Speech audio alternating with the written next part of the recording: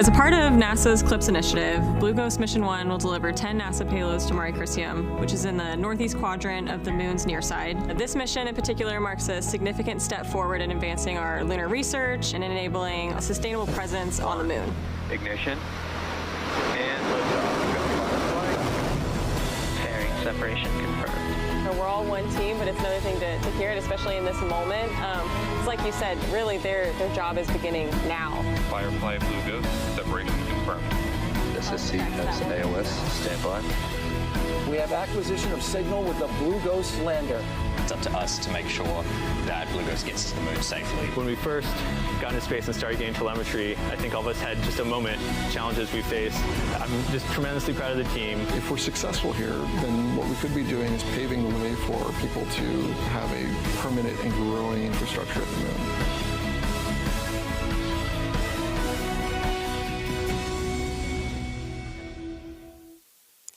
You're looking at Firefly Aerospace's Mission Operations Center here in Austin, Cedar Park, Texas, just north of Austin, where the team has been operating Blue Ghost Mission 1 for the last 45 days since launching from Kennedy Space Center.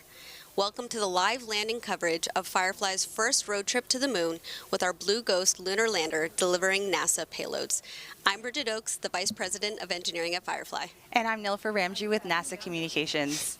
And for the past 6 years, I've worked with our engineering teams on everything from avionics and software to composite structures and propulsion systems for our rockets and spacecraft, including Blue Ghost. And today, I'm honored to be supporting the Blue Ghost team as your Firefly host. Thanks, Bridget. And Firefly's Blue Ghost Mission 1, called Ghost Riders in the Sky, was awarded through NASA's Commercial Lunar Payload Services, or CLIPS initiative. With NASA's Artemis campaign, we are returning to the moon to conduct groundbreaking science and leverage technological advancements before people go back. Today's moon delivery with Firefly Aerospace will help us continue on that path. And later on, Blue Ghost Mission 1 is set to touch down on the lunar surface carrying 10 NASA science and technology instruments. Just over an hour from now, we will attempt to land in Mare Crisium, a basin in the northeast quadrant of the moon's near side, or the side we see here on Earth. A little south of Mare Crisium, you will find Mare Tranquillitatis, or Sea of Tranquility. That location might sound familiar since that's where the first Apollo astronauts landed on Apollo 11 in July 1969. That's over 55 years ago. This Blue Ghost mission has been a journey not only for our Firefly team, but the friends and family who have supported us. More than 750 Firefly employees have played a role in bringing this historic mission to life, and their loved ones have been an integral part of this journey. This impressive team is joining us now with our NASA customers watching from a viewing location just down the road from our Mission Operations Center. I want to be there. We're joining forces for this historic moment marking Firefly's first lunar landing. It's all hands on deck since years of preparation have gone into this exact moment. And before we touch down, let's go ahead and review our current mission status. Blue Ghost just entered a planned comms blackout on the far side of the moon where we have limited access to our ground stations on Earth. As you can see in our telemetry-driven simulation, the lander is currently in low lunar orbit, about 100 kilometers above the surface as we get ready for our descent orbit insertion, which is going to be in about 10 minutes. This critical 19-second burn will put Blue Ghost on its descent trajectory, and then we'll coast for about 50 minutes. Comms should be back online about halfway through that coast phase. We're going to walk through these steps in more detail later in the broadcast, but in the meantime, you can track the mission progress in the timeline bar at the bottom of the screen. And throughout the show, you'll see even more graphics that are driven by our real telemetry data from Blue Ghost. This includes our countdown clock in the top left corner of our gauges are going to be just under that clock, which show our velocity and distance above the moon's surface. Those gauges are frozen now, but will activate once we reacquire signal with the lander. The simulation you see is about 15 seconds delayed, so we'll be landing on the moon just before you see it on your screen. We also have a graph that will show Blue Ghost's descent phase in real time. And we have a view of the lander's footpads and thrusters. As we get closer to descent, this graphic will show us which thrusters are firing and which footpads have actually touched down on the surface after landing. So for now, let's take a look back at the 6-week-long journey that led us to this point and got us closer to the moment we've all been waiting for, Firefly's first lunar landing. Blue Ghost launched on a SpaceX Falcon 9 rocket in the early morning hours on January 15th from Launch Complex 39A at NASA's Kennedy Space Center in Florida. About 6 minutes after the launch, Blue Ghost separated from Falcon to begin orbiting Earth before it went into lunar orbit. The lunar lander acquired signal about 9 minutes later, which was followed by completion of on-orbit commissioning. That moment officially kicked off that 45-day journey that's brought us here to today. Now, what you may not know is that Launch Complex 39A is where the historic Apollo missions headed to the moon. That must have felt symbolic. Absolutely. And it was a proud moment, and a huge shout out to SpaceX for being such an incredible launch partner. Blue Ghost was deployed into a highly elliptical Earth orbit about an hour after liftoff. We then completed a 45-day transit from Earth to the moon. And this mission has been incredibly successful to date, and we're so proud of what our Fireflies and NASA have collectively accomplished. So far, we've already downlinked 27.2 gigabytes of data, including some incredible payload science from NASA. We conducted 7 engine burns during that transit for a total of 523 seconds and traveled roughly 2.8 million miles. Wow. This included 25 days in Earth orbit where Blue Ghost took a phased orbital approach with 3.5 elliptical orbits around Earth that got us closer to the moon each time.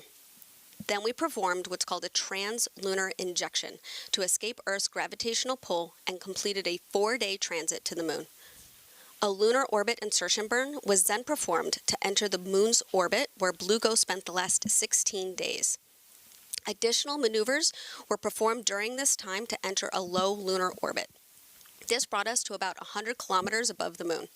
That's where the lander is right now as we get ready for our descent orbit insertion. No pressure, 100 kilometers. And during Blue Ghost's road trip to the moon, Firefly was able to downlink some pretty incredible imagery. Let's take a look back at that footage.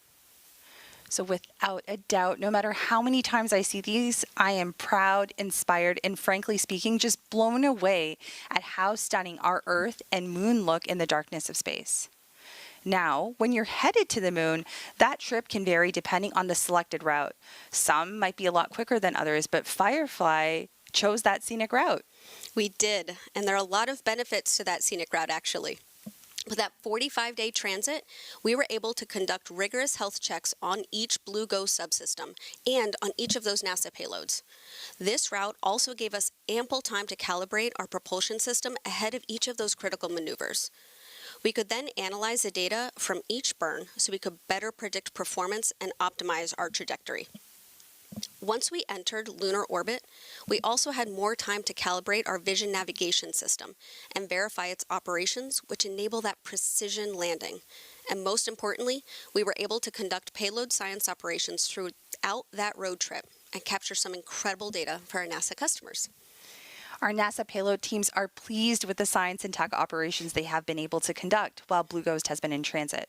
Among the 10 NASA instruments being delivered, I'm happy to share that all of them are expected to be healthy, so they are ready to work shortly after we touch down on the moon this morning. We'll be talking through the largest CLPS manifest to date in more detail later on, but off the top, we do have a couple of key highlights we can share. The Lunar Global Navigation Satellite System Receiver Experiment, or LUGRA, tracks signals from the Global Navigation Satellite System at a record-breaking distance of over 200,000 miles while Blue Ghost was in transit. This data can help enable GPS-like solutions on the moon, which is really exciting. LUGRA is a collaboration between NASA and the Italian Space Agency. Another instrument, the Radiation Tolerant Computer, or RAD-PC, also began demonstrating the computer's ability to withstand space radiation while passing through the Van Allen radiation belts. I'm personally looking forward to the surface operations to collect more of that important data and science. But before we get into that phase of the mission, we're getting really close to that next milestone. Blue Ghost is set to perform its descent orbit insertion burn in just a matter of minutes, which will place the lander on its descent trajectory. As mentioned, this 19-second engine burn is performed on the far side of the moon during a planned comms blackout. So we're going to check back in with the team to confirm if it was successful once we reacquire that signal. If anything is off nominal, we'll actually get another shot at the descent orbit insertion. If everything looks good though, then Blue Ghost will continue through its coast phase. We'll then perform a powered descent initiation and begin our D'Souza guidance phase around T-minus 12 minutes to landing. We'll talk more about each of those phases as we get closer, but in total, our entire descent takes about an hour. And this entire descent phase is autonomous, right? So meaning she's built and programmed to do exactly this. Exactly.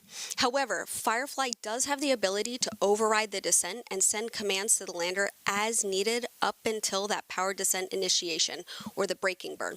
Got it. That lasts about 9 minutes. It's at that point that we let Blue Ghost take the wheel before touching down in Mare Crisium. If you're looking at the moon from the Earth's northern hemisphere, it's a large basin that's located in the northeast quadrant of the moon's near side. This landing site was actually chosen by NASA. Can you tell us a little bit more about how that decision was made? Yeah, of course. The landing site selection for CLPS has been an interesting evolution since the initiative has matured and the different contracts have been awarded. In the early days of CLPS, companies chose their landing sites that suited their lander performance and safety. But with later CLPS contracts like this lunar delivery, NASA selected the landing site based on the data requirements for the agency's science and exploration goals. Mare Crisium was selected for this mission because it has a large impact basin. There's a lot of good data that can be collected here about the basin's chronology and the different volcanic features. It may also help us understand the volcanic history on the moon, including how it formed and evolved. This particular area was chosen in part to avoid magnetic anomalies on the lunar surface that could interfere with some of the observations we needed to take of the Earth's magnetosphere. The science teams also looked for things like rock abundance because there's a drill, but rocks can also be dangerous, especially during a landing. So finding that right balance was key. More than anything, NASA wanted to make sure that the science goals could be accomplished while also ensuring it worked for Firefly. Now, within Mare Crisium, Firefly will be landing in a particular volcanic feature called Mons Latré, which was named after a French scientist who is considered the father of modern entomology. In fact, he named dozens of insects in the Lampyridae family, commonly known as fireflies or lightning bugs. And naturally, the Firefly team named the volcanic feature Mount Firefly. So I was told that. Are there any other goals that NASA is actually looking to conduct while we're there? Yes, there is one goal I wanted to highlight. It's personally my favorite goal. So another one of the science goals NASA is looking to do is looking at the limb or horizon, so before, during, and after a lunar sunset. And that said, the location of Mare Crisium also allows us to capture visuals of the lunar sunset after Fireflies operating on the moon for a complete lunar day, which is about 14 Earth days. There was one person who saw this in real life, and that was Apollo legend and former NASA astronaut Eugene Cernan. He captured this unique phenomenon during Apollo 17, where he observed somewhat of a horizon glow. Something about this glow actually caused the lunar dust to levitate from the lunar surface. So in order to share this with the science community, Cernan sketched this phenomenon that we can see right here on our screens. Now, NASA is interested in seeing this again over 50 years later through the eyes on Blue Ghost. Firefly is ready to capture this phenomenon during lunar dust conditions and further prove what the last astronaut to walk on the moon saw taking place. That's a moment I'm truly excited to witness and share, and maybe make a little postcard and send something out. Let's go ahead and take a closer look at Firefly's Blue Ghost lunar lander. Firefly's Blue Ghost lunar lander was designed for stability. It's about 6.5 feet tall and 11.5 feet wide, so it has a low center of gravity and a wide footprint. Blue Ghost has a robust communication system with 1 X-band antenna and 3 S-band antennas that enable HD video transmission from the lander to Firefly's Mission Operations Center in Texas. The lander has 3 solar panels to help power Blue Ghost and our 10 NASA payloads during transit and on the lunar surface. For propulsion, Blue Ghost has 8 RCS thrusters, or reaction control thrusters, that Firefly designed and built in-house. These thrusters help maintain the lander's orientation during maneuvers and independently perform the final descent by pulsing for a soft landing. We have 12 attitude control system thrusters that help point the spacecraft in the right direction. These are actually the same ACS thrusters we use on our Alpha rocket and Electra orbiting vehicles. Blue Ghost has one main engine that provides high thrust for our lunar orbit insertion and braking burn prior to landing. The lander has 4 propellant tanks that carry our hypergolic fuel and oxidizer. We have 2 pressurant tanks that carry our helium. Blue Ghost is equipped with 49 struts that connect our upper and lower panels to provide a rigid structure. These struts were built in-house using the same lightweight carbon composites we use on Firefly's launch vehicles. Blue Ghost has 4 carbon composite legs and foot pads that utilize crushed core honeycomb to absorb shock and stabilize the lander as it touches down on the lunar surface. Our foot pads have contact sensors on the bottom that signal engine shutdown upon landing. We have vision navigation software that supports landing by identifying potential hazards on the moon, such as rocks and craters, before determining the safest landing site. Now joining us from Firefly Mission Operations Center is Ray Allensworth, Firefly's Spacecraft Program Director, who you may have recognized from our Blue Ghost launch broadcast. Yeah. Thanks for stepping off console to chat with us before landing. How are you feeling? How is the team feeling? Yeah, I'm feeling good. I think the excitement is rising. I'll say the Mission Ops Center right now is actually like really calm. So that's nice. The team's practiced this many times, so I think they're just ready for it to happen now. The viewers actually just got a quick look at Blue Ghost, but I'm sure there are a lot of questions about how the lander's performing now that she's in space and almost at her destination. What has surprised the team the most about how the lander's been performing during this transit? Yeah, that's a great question. I think the lander is really, it's really behaved really well. We haven't had any major anomalies, which is fantastic. I think the team's kind of had to get used to, different alarms, kind of calibrating those. We started off really conservative, so we kind of had to gear in on that. Also, coordinating with 10 different payloads can be kind of complicated, but so far it's gone really well. So that's a plus. Yeah. And Ray, I really wanted to hear about the design and manufacturing process. Can you tell us a little bit more about that? Yeah, absolutely. So a lot of our Blue Ghost is built in-house, which is amazing. I'd say really focusing on our vertical integration. There's a lot of carbon composites on there. I think all of our primary structures are carbon composites made up at our rocket ranch. So are our core avionics, our harnessing, our battery, and all of our fluid lines. So going into this, we really wanted to build a really robust system, but also a really structurally sound one. You look at our lander and it's a little bit shorter, it's a little bit wider. So we're really designing it for stability on the moon. Awesome. So, of course, we talked about the RCS thrusters a little bit, right? Yeah. And so we like to lovingly call those Spectre. Yes. They're a 200 Newton hypergol engine, which we started development for in mid-2022. And by that December, we were already doing the testing. Yeah. And then in 2 years, we did all of the development, the qualification, the acceptance testing, and then we built all of the 8 flight engines. Right. Yeah. So, Bridget, you worked on these RCS thrusters, if I remember correctly. Do you want to tell us a little bit about that evolution or that process? It's a lean team, right? So we started 2022 with maybe 4 people, not even 30 years old. Yeah, exactly. And it was just such a fast turnaround with all of that development, that energy. We learned a lot from NASA and previous Apollo missions. We took that heritage, and through all of that iteration and testing, we've had some pretty successful firings so far in space. Yeah. That's definitely a fast and furious trip to the moon that's led us to today, but inspiring just to say the least. So, Ray, thank you so much for being here. Bridget, thanks for your insights. We want you to get back to mission control, but we'll catch you hopefully after the landing. Yeah, I'll see y'all after. Thank you. See you later. Bye. In 2018, NASA started a new, very different and innovative approach for doing science on the moon. As NASA explores the lunar surface under the Artemis campaign, we want to leverage the capabilities of American companies. So rather than NASA owning the missions and operating traditionally, we made a concerted effort to use commercial services and public-private partnerships. And Commercial Lunar Payload Services, or CLPS, was born. Let's take a closer look at NASA's CLPS initiative, which is helping bringing Firefly's first mission to life. Our moon. It seems so close in the night sky, but getting there is really hard. But what if there was a way to change that? Only a few nations have successfully landed on the moon. As NASA sends astronauts back to the lunar surface, this time to stay, we will need to send science and technology instruments ahead of time to lay the foundation for human exploration. To make this happen, NASA is helping establish a commercial lunar economy. For the first time ever, there will be commercial delivery services to the moon.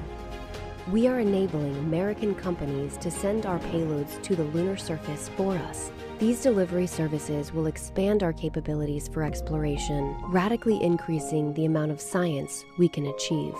This high-risk, high-reward initiative will invest in and leverage the entrepreneurial spirit of American innovation to launch a commercial lunar marketplace, advancing technology and exploration for all of us. With this never-before-seen streamlined access to the moon, we will be able to make novel measurements and develop technologies that scientists have long wanted to do on the lunar surface.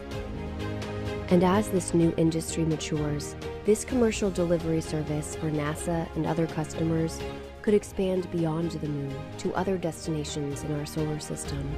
And we can learn to live on another world because we are explorers. If you're just joining us, we are now past that hour mark with just T-minus 52 minutes until landing. This moon landing is for Firefly's first mission to the moon. The company's Blue Ghost lunar lander is still in a planned communications blackout, and we expect to gain signal in approximately 10 minutes after Blue Ghost emerges from the far side of the moon. While we get ready for that next set of milestones before landing, let's take a moment to talk through this flight manifest. This is the largest payload manifest on Eclipse delivery with 10 NASA science and technology instruments on board. Diving right into the NASA payloads on this flight, we have the Next Generation Lunar Retroreflector, or NGLR, which is a passive instrument, meaning it does not power on. Instead, it will beam incoming laser light from Earth back in the same direction. The time it takes for the light to bounce back can be used to calculate the moon's shape and distance from Earth. Another payload on this flight, the Lunar Environment Heliospheric X-ray Imager, or LEXI, will aim to capture the first global images of the magnetic field that shields Earth from solar radiation, providing insight on how space weather impacts us here on Earth. During transit, LEXI operated for more than 50 hours total in preparation for collecting images from the lunar surface. Now let's talk about RAD-PC next. RAD-PC is the radiation-tolerant computer demonstration. You can't send just any computer into space. That harsh environment in space and on the moon can lead to malfunctions, system crashes, and permanent damage. Designed to recover from issues created by radiation, RAD-PC provides a cost-effective solution for a radiation-tolerant computer, which, if effective, could improve the safety for future Artemis missions. Now, during transit, RAD-PC successfully operated while passing through the Earth's Van Allen radiation belts, a positive sign that the computer is working as intended. Next up, we're going to talk about the Lunar GNSS Receiver Experiment Payload, or LUGRA. We discussed earlier is jointly developed by NASA and the Italian Space Agency. LUGRA is investigating whether Earth-based global navigation satellite systems, or GNSS signals like GPS, can be used for space-based positioning, navigation, and timing from a spacecraft's initial launch to lunar landing. During transit to the moon, LUGRA successfully tracked GNSS signals from GPS and the European Union's Galileo constellations and broke the record multiple times for the farthest GNSS signal acquisition ever, peaking in lunar orbit at 243,000 miles from Earth. LUGRA's signal reception on the moon's surface could mean a lot of things for future Artemis missions and the space sector. These are just 4 of the 10 payloads being delivered to the moon today for NASA. So let's head over to Antonia Jaramillo to learn more about SCALPS and EDS, some of our dust instruments on this flight.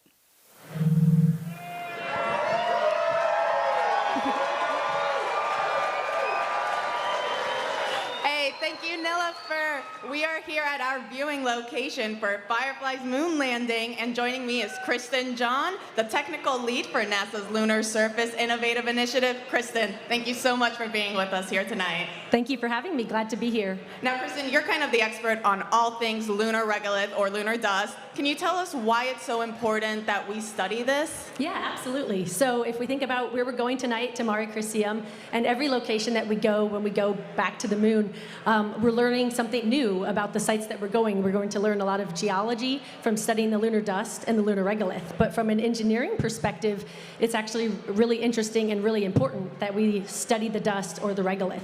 So we learned from Apollo what a huge challenge and what a huge barrier the lunar dust can be for all of the equipment that touches the lunar surface. So if you think about the household dust that we have, that's not what the lunar dust is like at all, right? So we have a different environment on the moon. So on Earth, we have an atmosphere that protects us, but on the moon, we don't have an atmosphere. So over the billions of years that the moon has been around, it's been bombarded by these impacts and by meteoroids. And so that's created this, these impacts that have created this fine dust. So we have this really small particulate. And then on top of that, because we don't have erosion on the moon like we do here on Earth, the particulate is also very sharp. So it's much more like fine pieces of glass or shards of glass. And then on top of that, we also have this electrostatic nature of the dust because it's very dry and because of the different properties of the environment. So now you have this small, sharp, sticky dust. So when you send any equipment there, it affects literally everything. So as we go back with Firefly tonight, or this morning, I guess, and any mission that goes back to the moon, we're going to learn so much more about the hazards of the dust and how we can improve with every mission that goes back.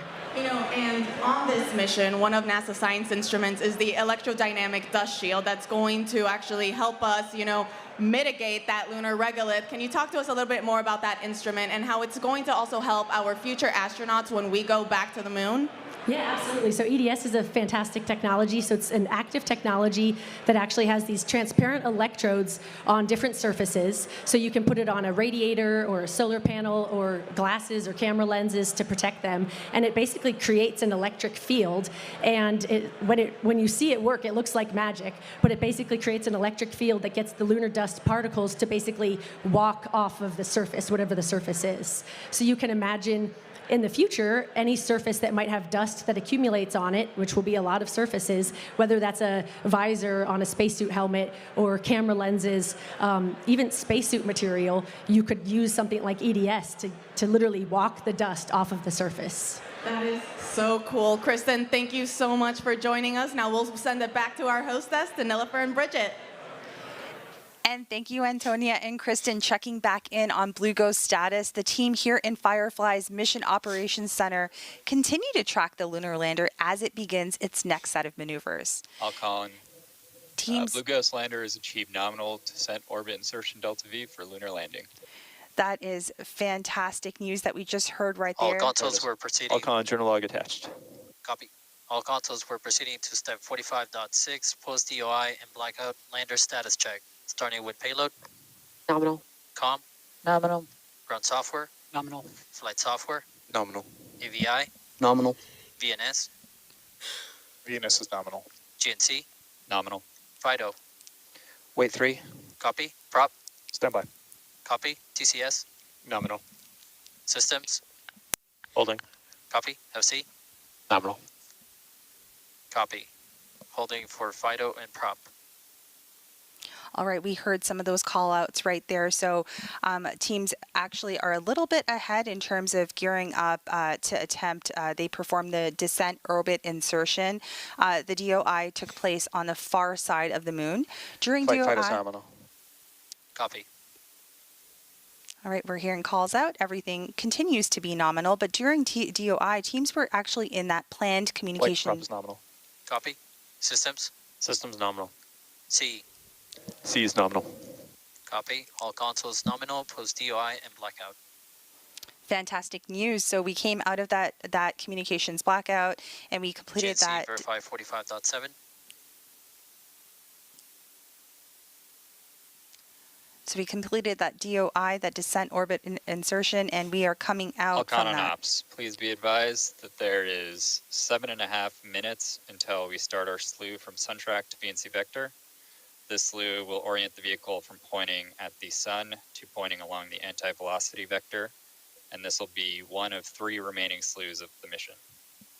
The second slew will occur when we switch our ephemeris to use the navigation filter solution. This is expected to take about 10 seconds, which means that we may or may not observe this in our live telemetry data reads. The third and final slew will occur about 6 minutes before ignition, and this will take us from pointing along the anti-velocity vector to pointing along the final descent vector in preparation for the braking burn. All right, so those are just some of the nominal call-outs. We were expecting a little bit ahead of schedule, and Bridget, we did tune into the Mission Operations Center to hear some of those nominal call-outs, but can you give us a little sense of what we can expect next? Alcon Ops, this is VNS background. After reviewing the logs, I've seen successful configuration in video mode on all 10 Argus cameras. That is wonderful news. And you can also see those gauges have started to update now that we have that acquisition of signal. Alcon FC on ops. Want to note that in about 9 minutes, we are going to have an LGA swap during that slew that was just mentioned. We'll see a slight blackout for up to 40 seconds.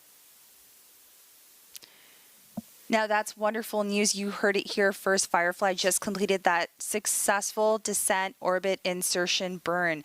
Blue Ghost will now continue to coast with all engines off for approximately another 20 minutes before that next milestone, that final no-go poll to begin landing operations.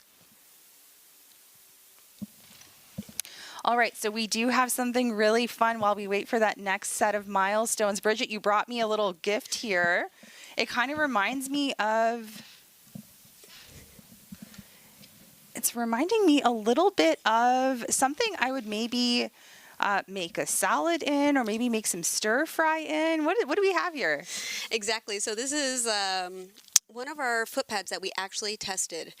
And it's funny that you mentioned that it looks like something you might stir fry in, because we actually, for the first demo of this, we took an industrial walk and tested it. That went well.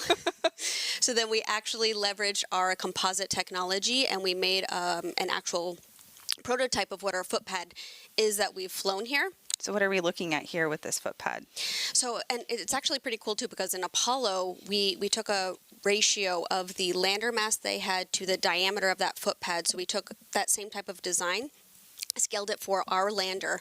And so that's what you have at the base here.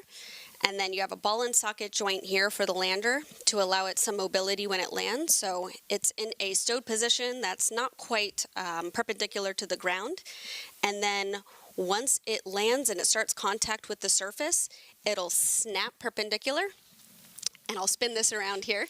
And we actually have one of the connectors here. So when you see those foot pad sensors turn blue on your screen, what's actually happening is there's a brake wire that runs up this leg to this connector, and this will actually snap. And that disconnected joint is what triggers those foot pad sensors to turn blue. So pretty cool design. And that's that graphic we'll see a little bit later on. Exactly. And so from what I understand, this is actually, that you said it's a real test article that was used before she went into space. Exactly. It's in really great shape. It is. So successful design. I mean, you can see some scratches on the bottom, but we don't have any major dings or anything like that. Yeah, definitely very successful. And you said that there is a way for some level of shock absorption? Yes. So, I mean, we are planning to touch down at about 1 meter per second, but we are still designed for something as much as 5 Gs and only 2 legs landing. You know, we want to try to put in enough margin into this as possible so we're successful. And what we, I don't actually have a piece of the honeycomb core here, but you'd actually have a cylindrical section inside this lander leg that acts similar to something in your car that crushes. So it would be a plastic deformation of that core inside of here. So maybe anywhere from a centimeter to an inch of that will actually compress and absorb some of that shock from that landing. I hope you have other goodies to show me a little bit later on, because I'm fascinated by this. And as we wait to learn more about about the mission, some of our other NASA payloads on board will continue to talk a little bit more about those. So another instrument on this flight is the Lunar Instrumentation for Subsurface Thermal Exploration with Rapidity, or what we know as LISTER. It's equipped with a drill and a thermal probe, which will dig up to a depth of 3 meters into the lunar surface and take some thermal measurements. By making similar measurements at multiple locations on the lunar surface, LISTER could shed light on the geological processes that shaped the moon.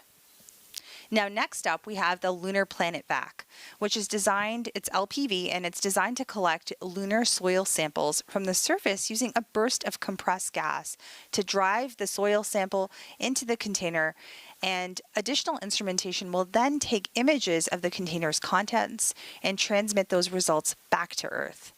The LPV payload is designed to help test low-cost technologies for collecting and analyzing samples, improving our ability to search for water, helium, and other potential resources on the moon. We learned during the Apollo missions that lunar dust, or regolith, is very challenging to work with. It's extremely abrasive and actually clings to everything: gloves, boots, vehicles, and mechanical equipment. Now, next up, to learn about the potential challenges that dust poses to future Artemis-era missions, the Regolith Adherence Characterization Instrument, or RAC, will measure how lunar dust accumulates on different surfaces and materials. The data captured could help more effectively test, upgrade, and protect spacecraft, spacesuits, habitats, and equipment in preparation for continued exploration of the moon. NASA's Lunar Magnetotelluric Sounder, or LMS, will probe the interior of the moon to depths of up to 700 miles. Now, that's 2/3 of the way to the lunar center. The measurements will shed light on the differentiation and thermal history of our moon, a cornerstone to understanding the evolution of solid worlds. Now, while we eagerly await that next milestone, let's talk a little more about the team. As you can imagine, there are several people that have worked tirelessly to make this mission happen. And Team Firefly's Blue Ghost team are lovingly known as the Ghost Riders. They are. And right now we have about 20 Ghost Riders on console at Firefly's Mission Operations Center just north of Austin, Texas, that you can see on the screen right here. In total, Firefly has more than 50 team leads that rotate on console throughout our 60-day mission, including transit and surface operations. These console leads represent key operations and Blue Ghost subsystems, including propulsion, thermal, GNC, avionics, payload leads, and more. They've been checking Blue Ghost health status and sending commands to the lander throughout the entire mission. And Bridget, you come to us with this kind of experience too, right? You were on console for Blue Ghost launch, if I remember correctly, and for many other rocket test campaigns. What's it like being in that room? How does it feel? High adrenaline, for sure. But it's a moment that you train for continuously. Take launch, for example. As a propulsion engineer, you've already been hands-on with the hardware from day one. You've worked on the valve design, you've tested the subcomponents, you ran the engine development, the qualification, the acceptance campaigns. By the time that you're actually on console, you've already been through so many iterations of tests, which all lead up to that moment. And Blue Ghost is no different. It might be our first mission, but this team has already run 6 engine test campaigns, over 24,000 engine starts. Wow. Along with valve and battery tests, thermal vac, shock, vibe, and countless ops rehearsals simulating every off-nominal scenario imaginable. And this team is they're ready. Everything under the kitchen sink. Exactly. And everyone, engineering, supply chain, business development, welders, all came together to make this happen. We asked them who they dedicate the mission to, so let's listen to what they have to say.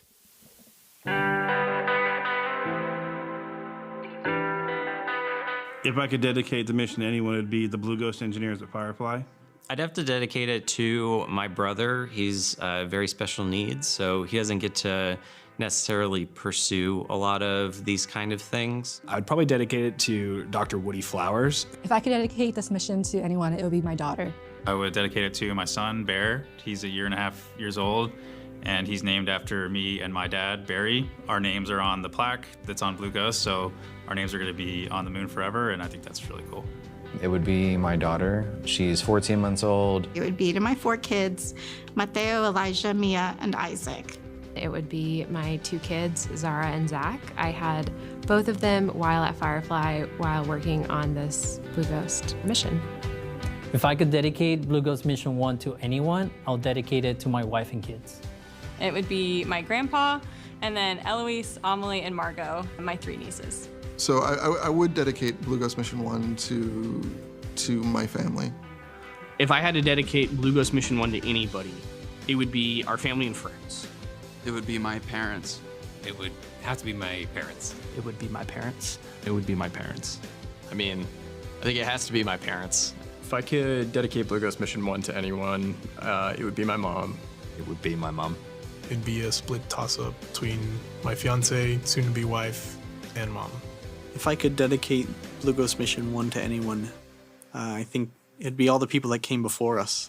If I could dedicate the Blue Ghost mission to anybody, it'd be my grandmother. I think I would dedicate it to my parents and my wife's mom.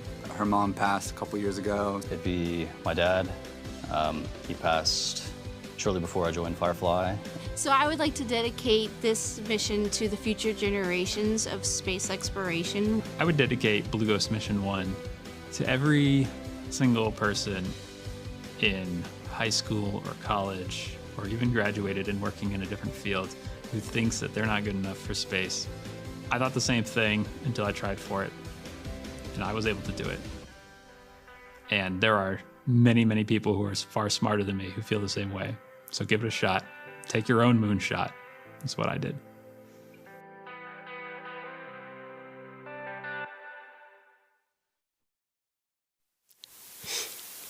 I'm inspired and just a little emotional after watching this. All the Fireflies and their families have been supporting the mission, including someone who's joining us right here. We have Ariana Mary, one of Firefly's spacecraft flight software engineers. Hello, and I'm sure you've been on the edge of your seat like the rest of us who are looking forward to today's moon landing. How are you feeling? I'm feeling incredible, thank you. It's an incredibly exciting time, not only because, all the technology and goal behind the mission is so exciting, but also because of what it means to so many people. We're landing on the moon. It sounds like something so outside of everyday life, but honestly, for a lot of people, this has been their everyday life for the last few years, thinking of this mission. They've met so many friends while working this mission. They've met their partners, so it's impacted a lot of lives, and it's not even on the moon yet. And you've worked on both the Blue Ghost mission and Elytra mission. Can you tell me a little bit about the team dynamics? How does that work? Yeah, there's a lot of cross-pollination, a little bit of everything. The culture at Firefly is honestly fun to work on because you have people that are incredibly capable in their fields, but also just fun to work with. Everyone expects a lot of you. You have to own your piece and deliver for the mission because no one can get to space on their own. But at the same time, everyone's always willing to lend a helping hand. If you share a problem you're stuck on or honestly even mention it in front of a lot of Fireflies, they're very eager to offer their help and make sure we can all get there together.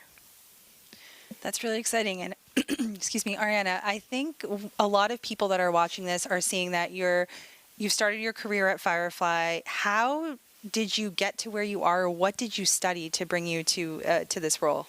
Yeah, so I was a computer science major in college, and so not an aerospace major, actually. And a lot of people don't have aerospace degrees that work in aerospace. There's a lot of jobs that are required to help us get there. And I applied online, and I'm not joking when I say this. I applied not thinking that I'd get it.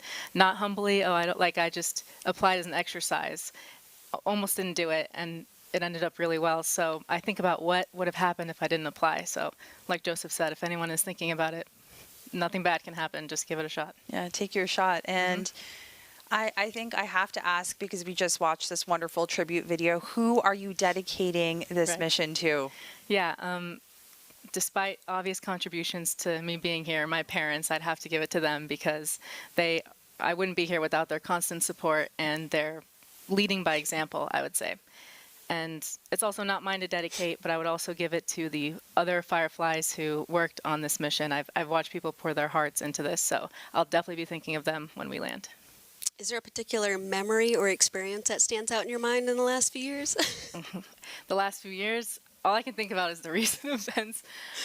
Yeah, there's so much craziness. I've learned that, you know, all the people behind these great technologies are just people, and they're always fun to work with.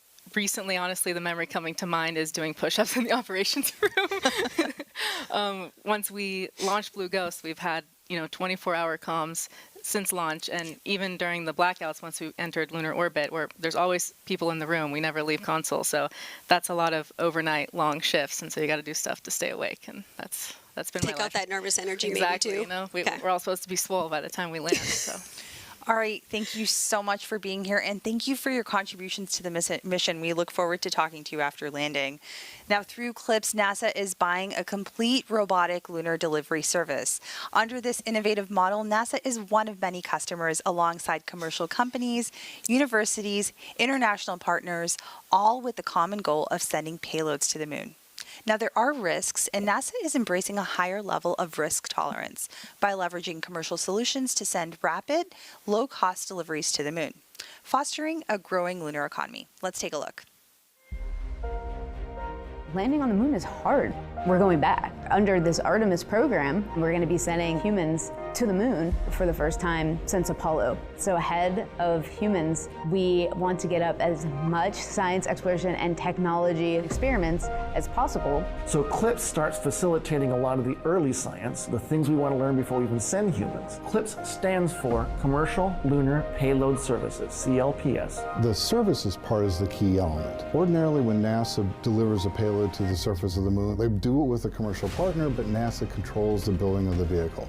Now, we're buying the service of delivery of our lunar payloads to the surface of the moon. It is a delivery service, akin to a delivery service that you'd have here on Earth. NASA will provide payloads to a commercial company.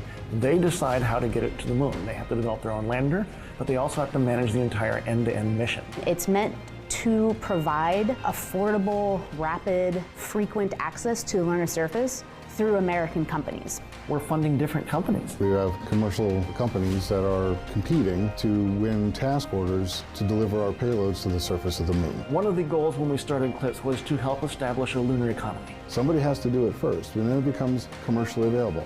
Then they're able to crank them up. Then they're able to make it more affordable. And so the lunar surface is just the next frontier for a commercial environment. But we had to acknowledge up front, all the way through the highest levels of the agency leadership, that some of them will fail.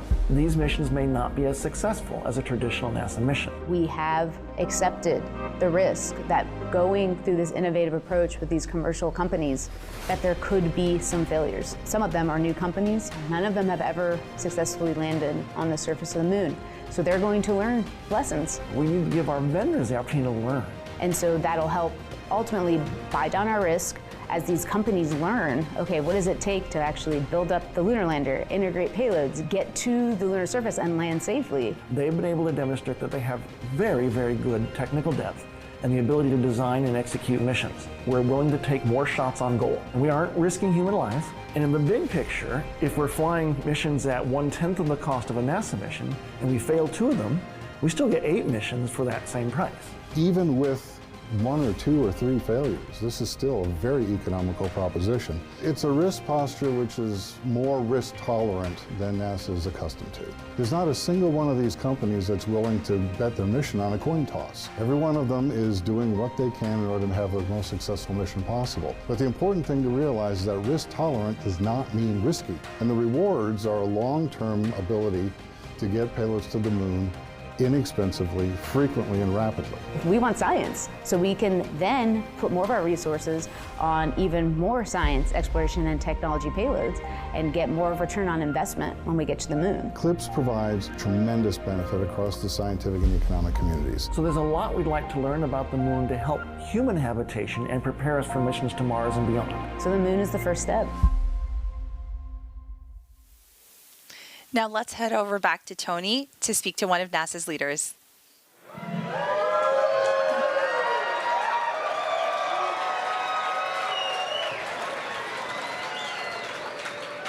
Hey Great. Thank you so much, Nilüfer. You know, it's always an honor to be joined by NASA leadership, and joining me now is NASA Acting Administrator Janet Petro. Janet, how are you feeling with less than 24 minutes to go until landing? I can't tell you how excited I am right now to get to be here and experience the landing on the moon. That's coming up is very, very exciting. So I'm very excited for this moment. Same here. Now, Janet, can you tell us why it's important that we maintain an American presence on the moon? Well, I think this administration really wants to keep America first. And I think the way that we keep America first is by dominating in all the domains of space. And the space domain of space we're going to capture recently tonight is going to be on the surface of the moon and around the moon. So as long as we keep dominating that space, I think we're going to be putting America first. We're going to make America proud. We're doing this for the U.S. citizens. So very exciting, and I really think we need to keep pushing forward. And as it's been described all this evening, the Commercial Lunar Payload Services, this program, which marries NASA, a little bit of seed money with the commercial private industry, bringing them forward, building that lunar economy. Building that economy is what's going to make us dominate in and around the moon, so we've got to do it. That's very well said. Now, you know, on this mission, what are you most looking forward to learning about from all the NASA science that's flying aboard? So there's a lot of NASA science. You've heard that multiple times tonight. And you heard about the, the study of the lunar surface and the soil and all that. But the one payload that I'm most excited about is the electrodynamic dust shield, because it was that technology was developed at the Kennedy Space Center, and I know that team is so excited to see that technology go to work on the Blue Ghost. And I think everyone remembers from Apollo the difficulty of all the dust and how it would cover the cameras and on the vehicle itself and the solar panels. And so by having this electrodynamic dust shield, it'll prove out that technology, which the dust will not be a problem, hopefully, as we go forward. You know, I'm really excited of learning of that one myself. And just like you, I'm also a Kennedy gal, so huge shout out to the EDS team. Now, Janet, is there any message you'd like to say to our public here as we get ready to land on the moon? Yeah, I would say thank you to everybody for their support. And I would also in particular like to thank the Firefly team. Earlier today, I was talking to Jason, and he was talking about his team of people, and I got to see a couple of them, but I can tell you they are motivated, they're dedicated, they're relentless, they persevere, and they're really going to be successful. And then to the NASA teams that has all worked very hard to get to this moment, I want a huge thank you and shout out to NASA, the CLIPS, the Science Mission Director, for all they've done to make this moment possible. Well, Janet, thank you so much for joining us here today. Now we'll send it back to Nilüfer and Bridget. Thank you both for those insights, and shout out to KSC. We are now in the final moments of descent. If you're just joining us, this is the NASA Firefly lunar landing broadcast for Blue Ghost Mission 1 as part of the agency's Commercial Lunar Payload Services, or CLIPS initiative. With just less than 21 minutes before touching down on the lunar surface, the team is planning to conduct that final go, no-go poll for the Powered Descent Initiation, or PDI, in about 5 minutes. Now, while we get ready for that, I know there are a few more steps before the actual touchdown. What can we expect in the upcoming descent phases? For our next descent phase, Blue Ghost will perform a fully autonomous powered descent initiation, which is a 9-minute braking burn that utilizes all engines to reduce Blue Ghost's orbital velocity from 1,700 meters per second down to just 40 meters per second. It's during this time that Blue Ghost uses D'Souza guidance to position itself above the target landing site, where we'll pitch over from a horizontal to a vertical orientation. And if you're not familiar with D'Souza, it's considered the optimal guidance law for planetary lining. And Christopher D'Souza is credited for this. D'Souza's model is actually very similar to the guidance model used during the Apollo moon landings. Exactly. And during the D'Souza guidance phase, Blue Ghost is fully autonomous. No pressure. We won't be sending any more commands to the vehicle until we touch down on the surface. We trust the lander to do what she was designed to do. Following D'Souza, Blue Ghost will enter the terminal guidance phase at T-minus 100 seconds to touchdown. Blue Ghost's main engine will shut off, and our RCS thrusters will perform the final descent by pulsing as needed to reduce our descent rate down to just 1 meter per second. So it's like a slow walking speed. It's during this phase where our vision navigation system is actively scanning the lunar surface, assessing things like craters, slopes, and rocks to automatically select a hazard-free target that's within our landing zone. Starting at T-minus 11 seconds to touchdown, we'll then enter the landing guidance phase, and it's during this phase where Blue Ghost's descent rate is maintained at that 1 meter per second. And I'm already feeling those nerves. That landing descent profile has to be precise. It's very, very impressive. Now, throughout this entire descent, do you keep the engines firing or do they all shut off? What can we expect there? Great question. So those Spectre engines we spoke about before, they're designed to pulse. They give us a very fine-tuned control during descent. Each of those engines fires 4 times in a second, anywhere from 60 milliseconds to 235 millisecond bursts. So about as quick as a bird flapping its wings or as long as a blink of an eye. Then, once the lander's foot pads detect contact with the surface, they send a signal for the engines to cut off. And what you see on the screen now is a visualization of these contact sensors to show which of those foot pads have successfully touched down on the surface. Now, that procedure sounds so simple when you explain it, but we both know how much work it got to get to this point. We know how we are going to land, but what will we see? And most importantly, what about the pictures? So to set the stage, there's 2 types of antennas that we talk about here. We have an S-band antenna, which you can kind of think of as our lower resolution SD antenna, and then you have your X-band, or our high resolution. The plan is to use our S-band antenna to send our first images, hopefully within about 30 minutes of a nominal landing. But if that data rate is too limited, we're going to switch to X-band. This takes a little bit longer to deploy and calibrate, but once it's up, we're going to have a much faster downlink for our high-definition images and video.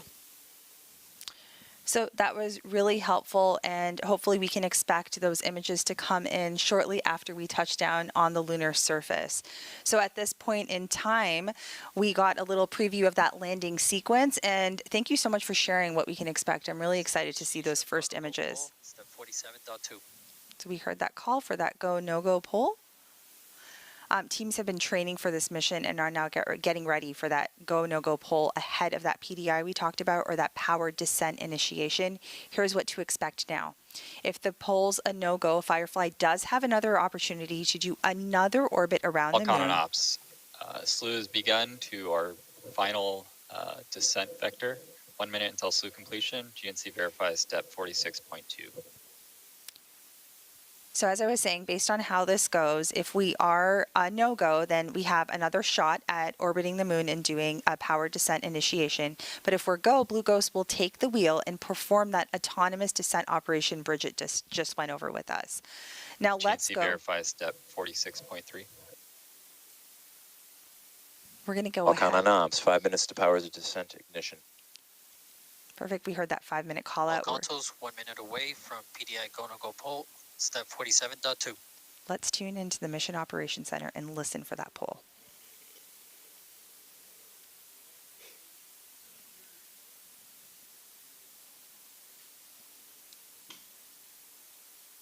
So what y'all are seeing on the screen here are those positions in the Mission Operations Center, and we'll see those light up as they give their go or no-go commands.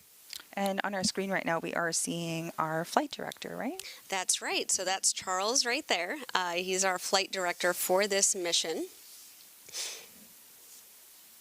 Volcan on ops. Slew is complete. GNC verifies step 46.4. Right. Everything continues to remain nominal as we stand by for that go, no-go poll. Volcan on op. VNS is reporting position covariance below 50 meters. And that VNS is our vision navigation system.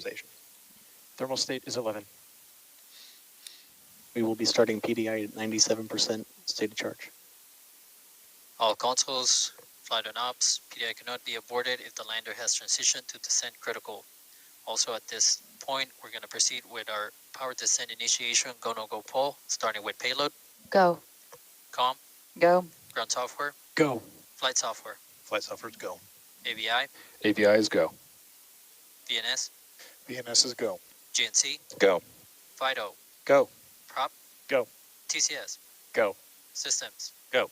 CE, Go. FC. Go. All And y'all- consoles, Blue Ghost landers, a go for power descent initiation. And y'all heard it I'll from count on Charles. ops. 3 minutes remaining until power descent initiation. We are go for the powered descent initiation. In the next 15 minutes, we're going to tune into our Mission Operations Center as the team monitors the vehicle and prepares for that final descent. Now, there are some of those visuals that you were describing earlier in the show, Bridget. So we can see our countdown clock where we're about 14 minutes, just almost under 14 minutes from landing. And we have that visualization of Blue Ghost as it's continuing its horizontal trajectory, getting ready to get into that vertical mode. Exactly. And so, like we said before, that's real telemetry that's driving that simulation y'all are seeing on your screen here. That yellow vector you see off to the left, that's pointing in the direction of the sun. And that blue vector there is the direction of the Earth. And we see those foot pads as well as all of the engines in this image. So really exciting to see our MOC, our Mission Operations Center, as well as that data-driven telemetry.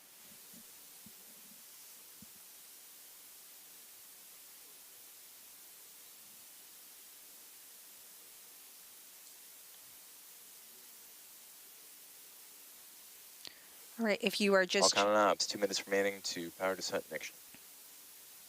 with that 2-minute call out, if you are just joining us, this is the NASA Firefly joint broadcast for Blue Ghost Mission 1 as part of the agency's Commercial Lunar Payload Services Initiative.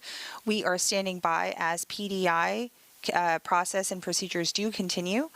Just as a reminder to those of you who are tuning in, the graphic visualization that we do see is has about a 15-second delay, and we did cover that at the top of our broadcast. So just as a reminder, there is that 15-second delay. So we may actually hear that call for landing before the data does get there, but we would like to point that out and keep that in mind as we continue to follow along. That last call out you heard was propellant settling, so we actually use these ACS thrusters that will 60 seconds to PDI. that'll help settle that propellant so the propellant's where it's needed to in that fluid system for ignition. So exciting.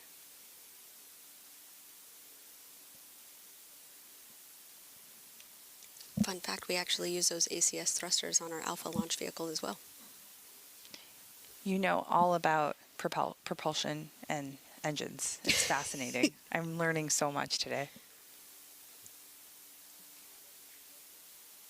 30 seconds to PDI. And there you see a couple folks on console. So that is Raj and Will Adams. So they are supporting on TCS and prop. It's for propulsion and thermal control systems.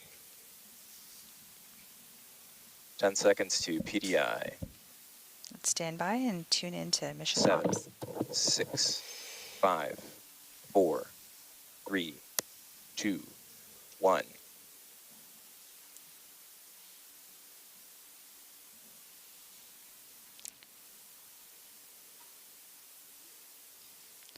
So the lander is performing that 9-minute powered descent initiation using all of its engines to reduce. And you can see that on the simulation right there with Main the engine engines on. going. Main engine is on. We see that Descent critical. call All outs consoles, going on. flight and ops, and abort is no longer possible. Right, teams have been practicing for this moment, and we see that taking place right now. And this is where the lander is positioning itself closer and Ignition closer. temperature's nominal. Nominal callouts. Guidance mode D'Souza. 48.1 confirm. And we heard that D'Souza guidance. Attitude and rate errors look like they converge back to nominal after the transition. Current draw is nominal. Tank pressures are stable. Prop is nominal. And remember, this burn lasts VNS is stable. Nominal. about 9 minutes. Navigation filter is well behaved. We love when things are well behaved. Exactly.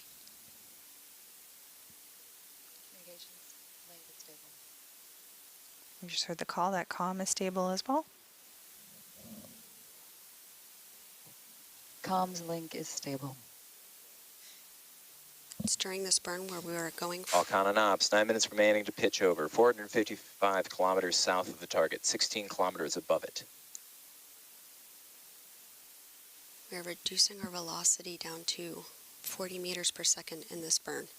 And so on that gauge, what you'll be looking for is about 144 kilometers per hour. And just as folks are tuning in right now, our PDI is actually that braking burn. Exactly. So we're continuing to slow our speed down and bring the vehicle from a horizontal configuration or horizontal orbit into a we're pitching over the lander into a vertical configuration. Exactly. All of our RCS engines are firing at a mid to high throttle here in the anti-velocity direction to slow us down. We're shedding all of that horizontal velocity like you're saying.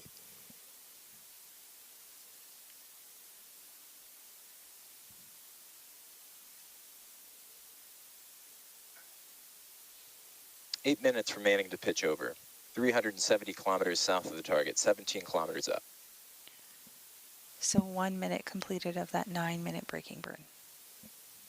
Attitude and rate errors remain nominal. Alcon and ops, VNS is passing over a shadow. And so what you guys see on the screen here is that graph taking us through all of the different phases into landing. We are in that power descent initiation. VNS is past the shadow and returning to lower covariance. Main engine temperatures continue to rise nominally.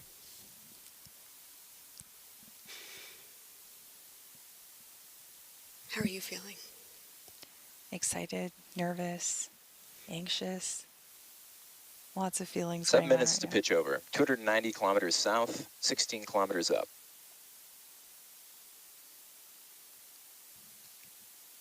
GNC flight and ops, verify 48.2 when ready. We'll go.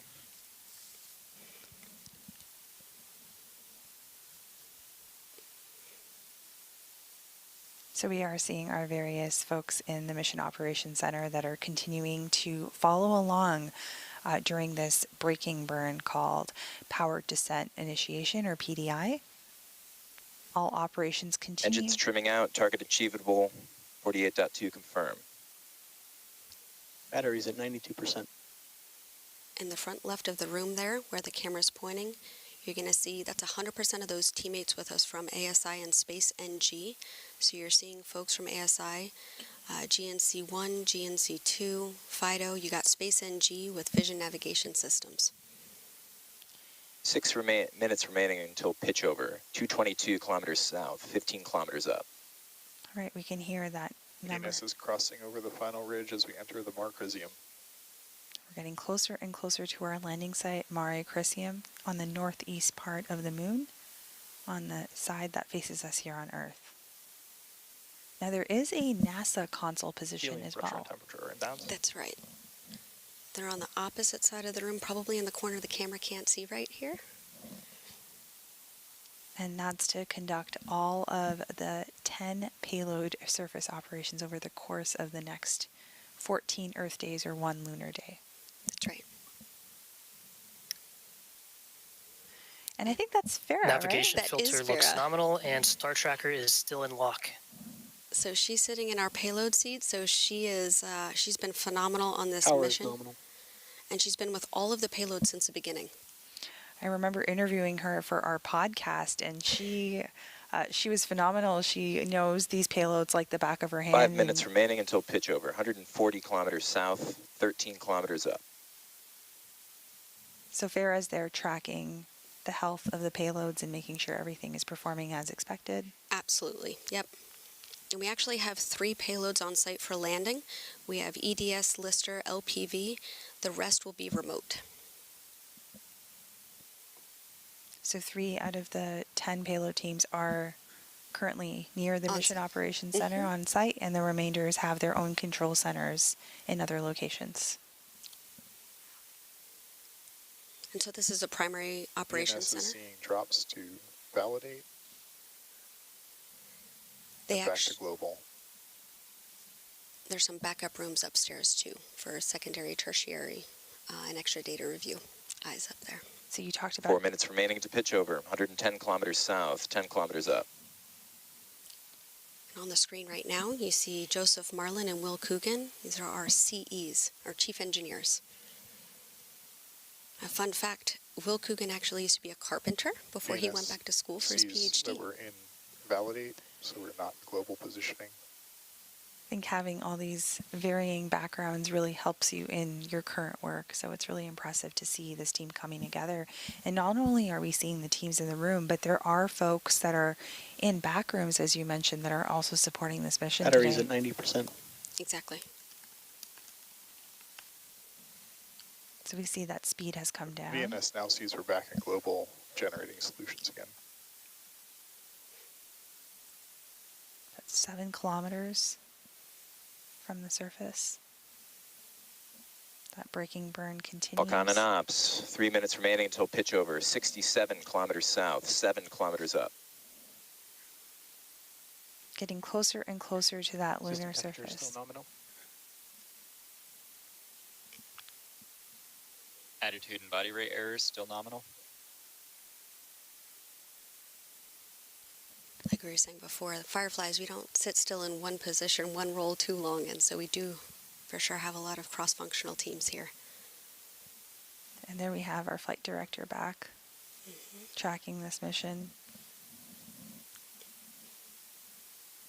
I'm appreciating the call outs. They're easing my nerves a little bit right now too. So that spacecraft, as you can see on the graph right now, is getting ready to continue that braking burn and that pitch over to put it in that VNS vertical. is reporting position covariance below 25 meters.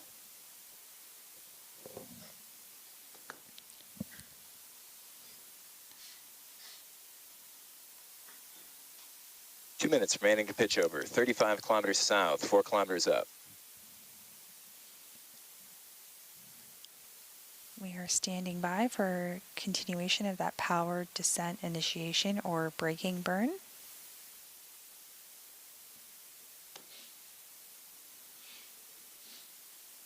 This is where all engines are firing to pitch GNC over. flight on ops, verify 48.3 when ready. That was Charles. Do you know what seat's missing, what subsystem? What are we missing? Structures. Flight laser rangefinder has measurements. VNS reports position covariance at 10 meters. 1 minute remaining until pitch over. 13 kilometers south, 2 kilometers up. We'll actually add in that mechanisms and structures seat Power in is nominal. right after landing. Alex Kaplan is our engineer there, and he's designed all 3 mechanisms on board the lander that he helped also build and test. Those subsystems become much more prominent after landing, so we'll see him come in later.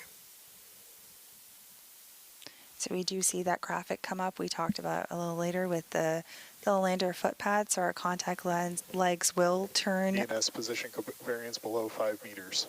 30 seconds remaining to pitch over. 4 kilometers south, 900 meters up. So those will turn blue once we've confirmed some level of contact. And we'll continue to track as we get closer and closer to the lunar surface over the course of the completion of this PDI. You can see the graphic on the screen demonstrating that Blue Ghost is getting into that vertical configuration and doing that pitch over as expected. Man engine off. Terminal guidance. 500 meters up. Batteries at 87%. All right, from here on out, it is just going to be those Spectra 400 engines. meters. Now, just as a reminder, those Spectra engines that we see firing right now on our GNC screen, and VNS flight on ops, verify 49.2 when ready. they are doing those pulses. VNS is in relative. 260 meters up. First redirect occurred, 98 meters from original target. 1 minute remaining in flight. The vehicle is converged on its commanded descent profile. All right, so we are in that autonomous phase that you had described to us. She is ready and has been preparing for this. You're going to hear a lot of call-outs here about vision navigation solutions, laser Seconds remaining in rangefinder, terminal. 100 meters up. And let's health just systems. Navigation filter is still healthy. Second hazard avoidance occurred 5 meters from previous target. 50 meters up. 30 seconds remaining in flight.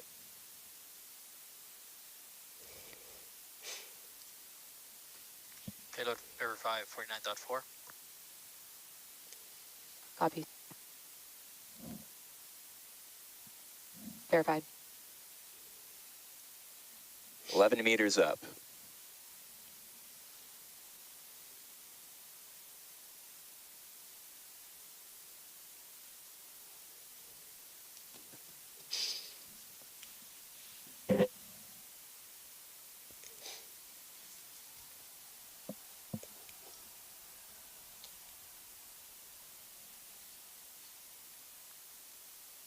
Vehicle and shutdown.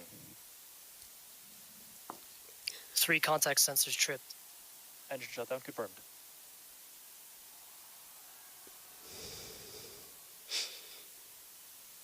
Power's nominal vehicle is charging. IMU reports lunar gravity and it is stable.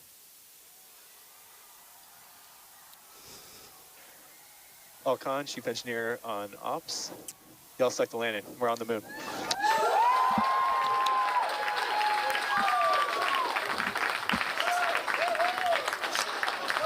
Aerospace just became the first commercial company in history to complete a fully successful moon landing. Congratulations to the entire team. This is such an incredible feat for Firefly, NASA, our nation, and the world as we pave the way for a lasting lunar presence. Congratulations, Bridget. And to our Firefly and NASA teams, what a nail-biting moment in history. The joint teams are now celebrating or enjoying this much-deserved celebration at our landing event here in North Austin, Texas. This marks the beginning of the next phase of the mission, surface operations. How are you feeling, Bridget? Honestly, overwhelmed. I am so proud of our team. Firefly has a way of constantly exceeding expectations. This is a perfect example of that. Over the last 4 years, so many dedicated Fireflies across different teams and disciplines came together to make this happen. Now we have a permanent presence on the moon with every employee's name engraved on a Blue Ghost plaque. So now when we look up at the moon, we can tell our kids and future generations that their family name is up there. Thanks to this team and everything they have achieved. But it's not over. We will be operating the payloads and gathering even more data that will make an even larger impact on the future of space exploration. Congratulations. Thank you. And now this lunar lander is gearing up to conduct those surface operations and downlink that anticipated image from the lunar surface. So while we stand by for that, we have Tony back with some guests from NASA's Science Mission Directorate. Tony. Here, we've got you right here. Enjoy, you'll be right here.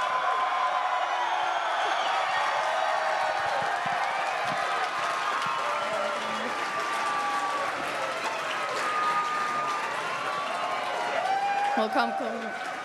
Thank you, Nilifer and Bridget. Now joining us is Associate Administrator for the Science Mission Directorate, Nikki Fox, and then the Deputy Associate Administrator for Exploration with NASA Science Mission Director, Joel Kearns. Nikki, Joel, I mean, what a momentous occasion. How are you guys feeling? We're on the moon!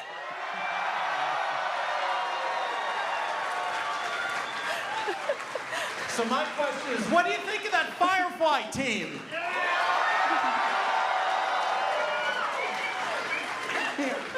It is such an exciting time. I mean, what a huge congratulations to everyone. Now, Nikki, can you tell us a little bit more about why this landing location was chosen and why, Blue Ghost is on the near side compared to when some other landing sites are chosen for other of our Eclipse flights? Yeah, absolutely.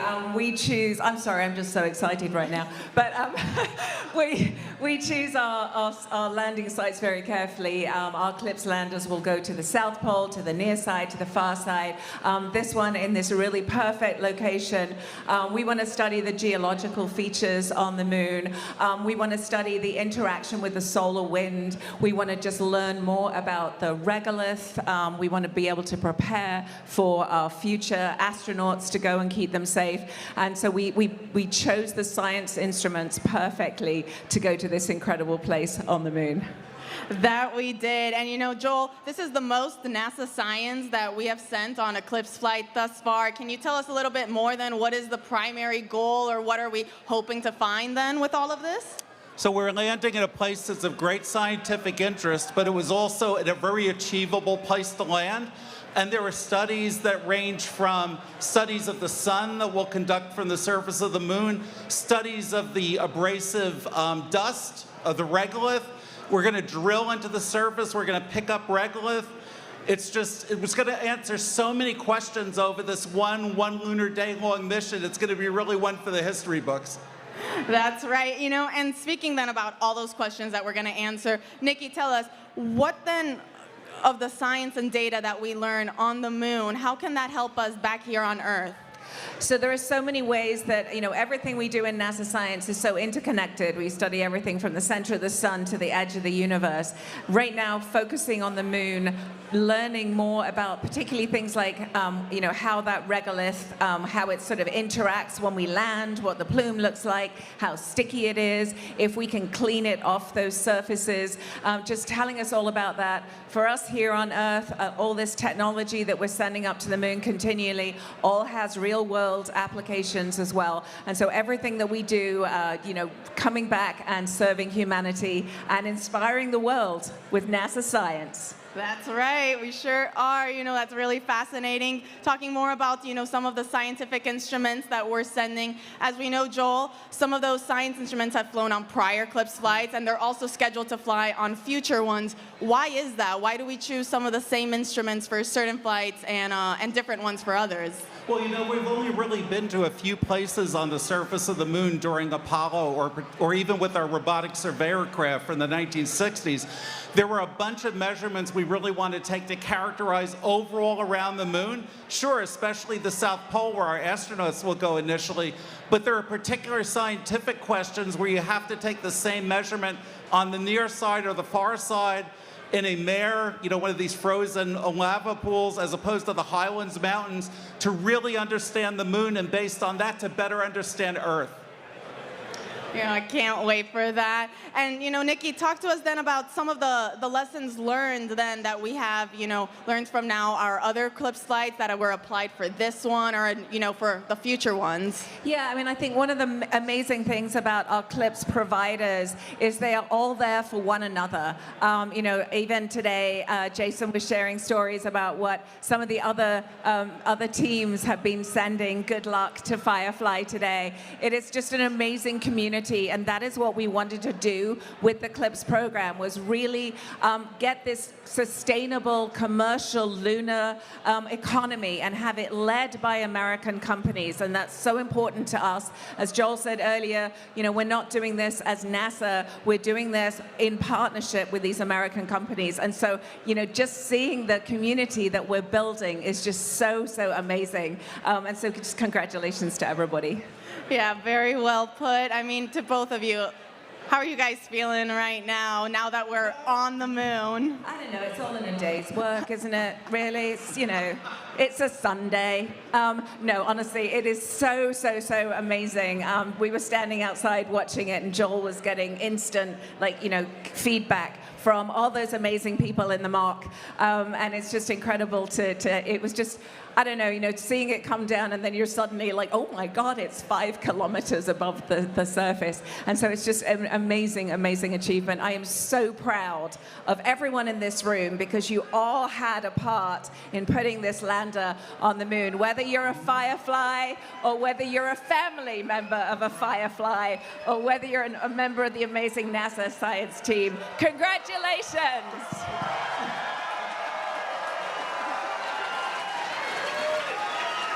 And remember, they made it look easy. It's not easy. Thank you, Nikki, Joel, so much for joining us. Now we'll send it back over to our hostess, to Nilofer and Bridget. Welcome back. For those just joining us, Firefly successfully touched down on the moon in an upright, stable condition, becoming the first commercial company to complete a fully successful moon landing. We expect to have the first image within the next 10 minutes, depending on the signal strength of our S-band antenna. The timing will vary based on the position of our lander and the ground stations on Earth. If the S-band data rate is limited, we'll likely need to switch over to that X-band antenna, which needs to be deployed and calibrated. At that point, we'll plan to share the first image during our press conference in a few hours. And I don't know about you, but we're on the edge of our seat waiting for these first pictures.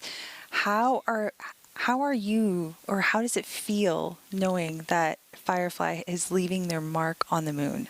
I don't think there's another feeling that even remotely compares to this right now. I'm sure you've been... So, you know what? I have to ask, because we talked all about the engines. We saw that great visual data telemetry. I know you have something else to show us. Do you have anything else here? I always have goodies. I always have props. You did work on our engines. We love hardware here. Let's take a second here. We're just doing a quick safety briefing on, or a safety practice on something that Bridget has for us to see today. Oh, this is cool. It is cool. Oh, let's move this out of the way here. All right, so I love talking about Spectre. This is that 200 Newton Hypergol engine. You will notice I am wearing gloves. Right.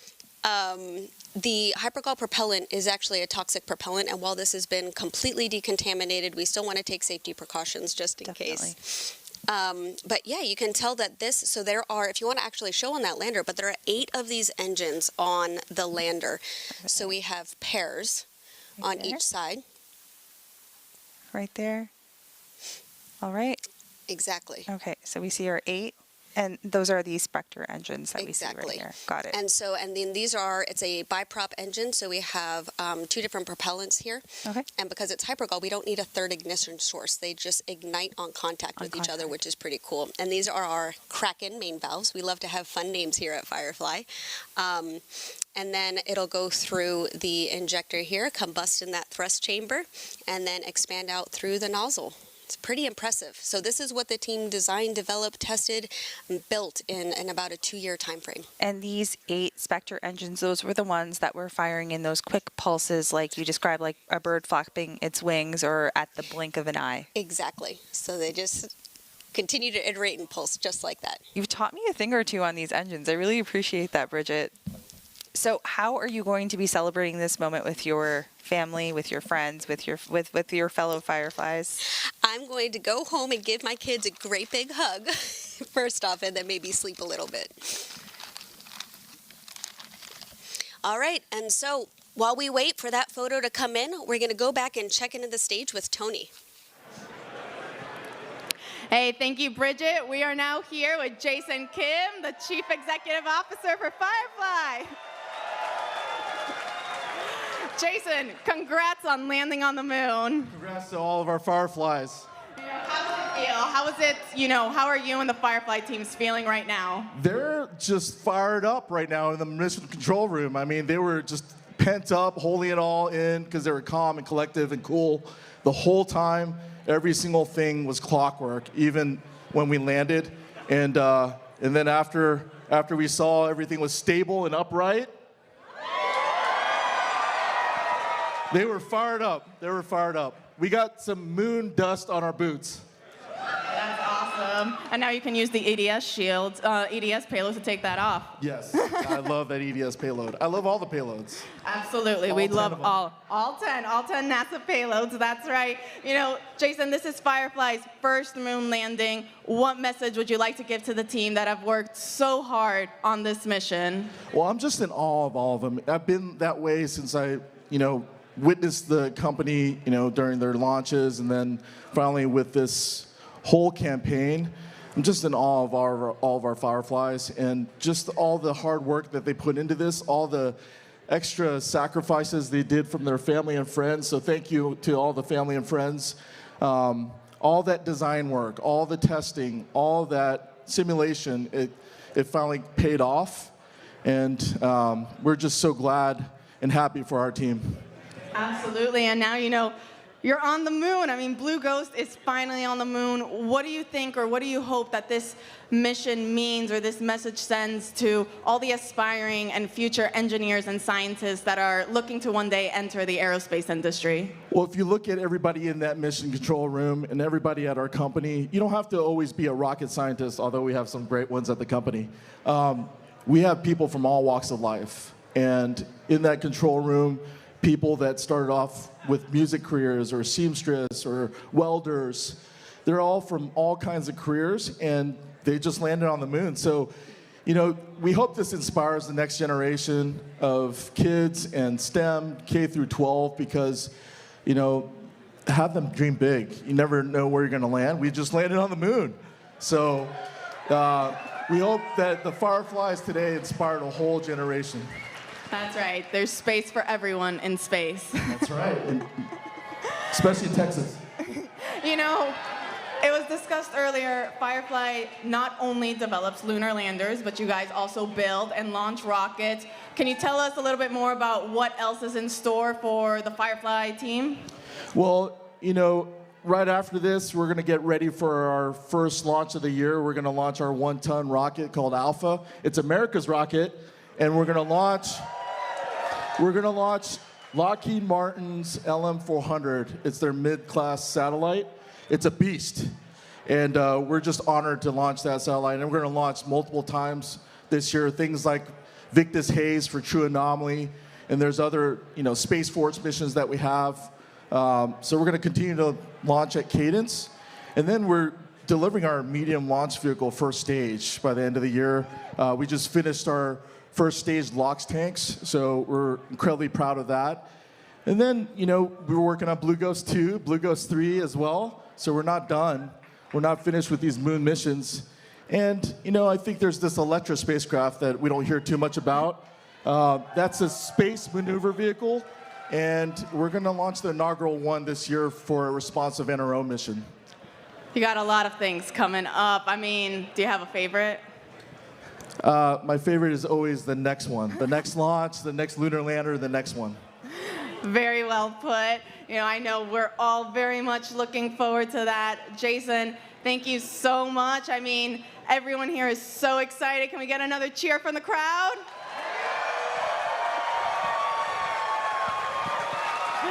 Awesome. All righty, well, we'll go ahead and send it back to our hostess, to Nilüfer and Bridget. Thank you, Tony, and thank you, Jason. Congratulations once again. If you are just joining us moments ago, Firefly became the second American commercial company to touch down on the moon with its Blue Ghost lunar lander.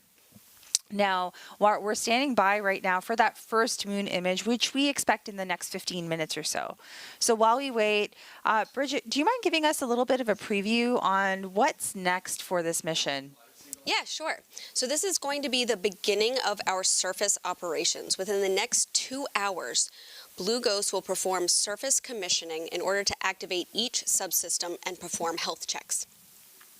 We'll also deploy and calibrate that X-band antenna that we spoke about earlier. That's going to increase our bandwidth and begin downlinking HD imagery and video. And then following surface commissioning, we're going to begin those 14 days of the payload operations.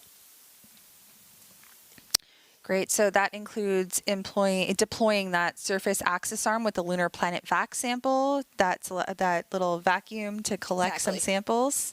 Right up there, you can see on the screen. And then Blue Ghost is also going to deploy 4 tethered lunar magnetotelluric sounder electrodes, or LMS, on the lunar surface, in addition to a mast on Blue Ghost's top deck, which stands 2 meters above the lander to help study the deep interior of the moon. We'll also begin subsurface drilling operations with the Lister payload that remains attached to Blue Ghost. So that will be really great. And after the first image, there's a lot more to come from over the 14 days of surface operations, literally. There's that solar eclipse that the team expects to capture on March 14th, where the Earth blocks the sun from the moon's surface. And then we also have a few days later to capture that lunar sunset we discussed early on in the broadcast, but that is expected on March 16th, where it will verify that dust levitation phenomenon that was seen at the last Apollo, when the last Apollo astronauts were on the moon during Apollo 17. Exactly. And so finally, Blue Ghost is expected to operate for some hours into the lunar night as well. So it means that there's still so much to look forward to during this mission. I'm really excited. Me too. And so while we continue to stand by for that first moon image, we're going to go ahead and check back in with Ray, who was just in the Mission Operations Center with the Firefly team during that impressive landing. Hey, thank you, Bridget. Joining us once again is Ray Allensworth, Firefly Spacecraft Program Director. Ray, I mean, how you feeling? What an awesome time. We did it! That's amazing! My heart's beating so fast. I know, I can see that. It's so exciting. Yeah. You know, you were just in Firefly's Mission Operations Center. Can you tell us how everyone was feeling in that moment, what it was like? It was so quiet for just like, I mean, it was like a 9-minute burn, 12 minutes, like getting, through PDI, pitch over, and then you just hear these 4 call outs. And I think I'll just forever hear like our chief engineer Will's like voice, like we successfully landed on the moon, and then just everybody kind of lost their minds. I'm sure y'all did too. Yeah. We sure did. It was great. Now Blue Ghost is on the moon. Yeah. What's the team doing now? So they're all business again, so I had to leave because I couldn't keep it together. So they are immediately going into health and safety, and then it's really just immediate into payload ops. So we landed at the beginning of the lunar day, and we want to maximize as much of that time as possible for all the payloads. So they will immediately dive into that, and really these first 3 days after landing are going to be just jam-packed. Just try to get every single payload op going that we possibly can. Can you talk to us a little bit more about those surface operations and now kind of some of the most exciting moments that we can look forward to while Blue Ghost is on the moon? Yeah, so I like to say that when we land on the moon, I think the lander kind of comes to life. The Lister drill will go down, the surface access arm will deploy, we'll have probes coming off the side of the lander, so a lot of different payload ops, but there's also a couple other phenomena that we'll see on the surface. So we will witness an eclipse while we're on the surface, and then at sunset we expect to see this kind of phenomena where the dust levitates off the surface. So that we'll try to, we will photograph and video all of that. That is so cool. When it was being discussed earlier, that lunar sunset, I think we were all like, wait, what are we going to be looking at? Exactly. Yeah. No, I love that. This, as was mentioned, isn't going to be the only lunar mission for Firefly. Can you tell us a little bit more about the upcoming ones, what we can expect, how those will look? Yeah, absolutely. So Blue Ghost Mission 2 is well underway. We're moving into the integration phase of that mission. That mission is really special because it's not just a lander, but it's also our Electra vehicle that's going with it. So that'll help get it to lunar orbit. And then once we deploy Blue Ghost in one of our NASA payloads, that will actually act as a comms relay. So that is, far past CDR in integration, getting ready to go. And then we just did our kickoff for Mission 3. So we're going to be pretty busy for the next couple years. Very busy. I mean, and you just mentioned for the next lunar mission, you have to use, it's not just going to be the lander that you're sending, you're also using the orbiting spacecraft, the Electra vehicle.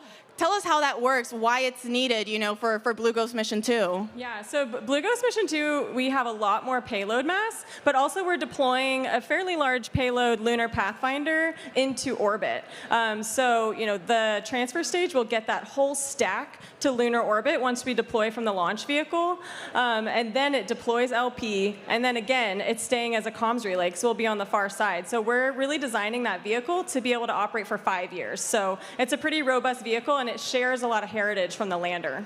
That's really cool. I cannot wait for that one to get underway. And as you mentioned, the second mission, that's going to go to the far side.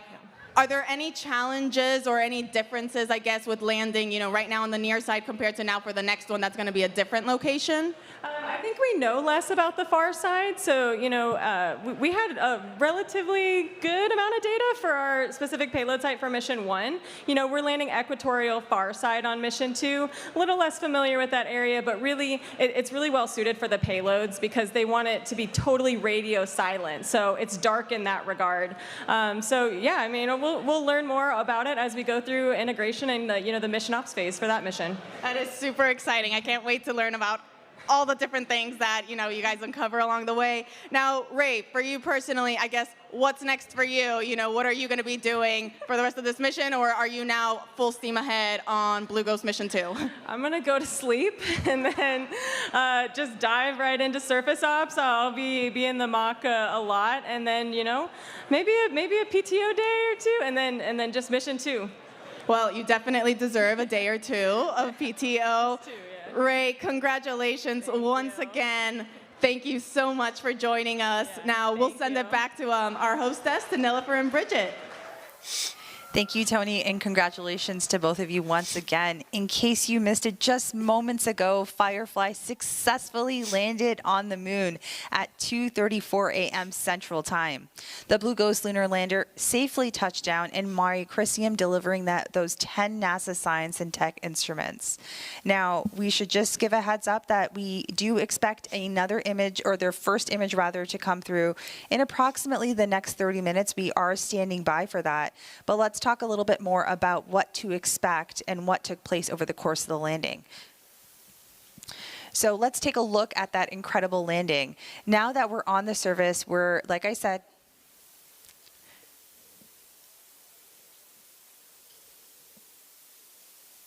Payload verify 49.4. Copy. Verified. 11 meters up.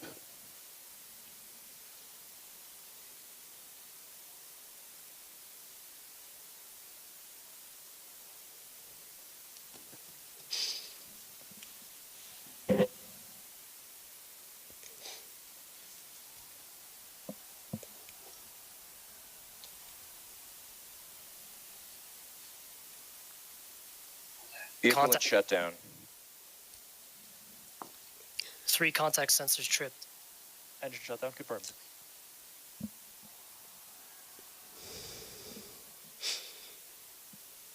Power's nominal vehicle is charging. IMU reports lunar gravity and it is stable.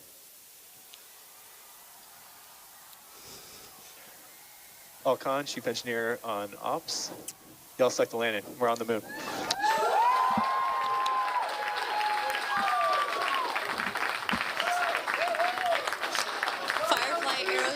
Just became the first commercial company in history to complete a fully successful moon landing.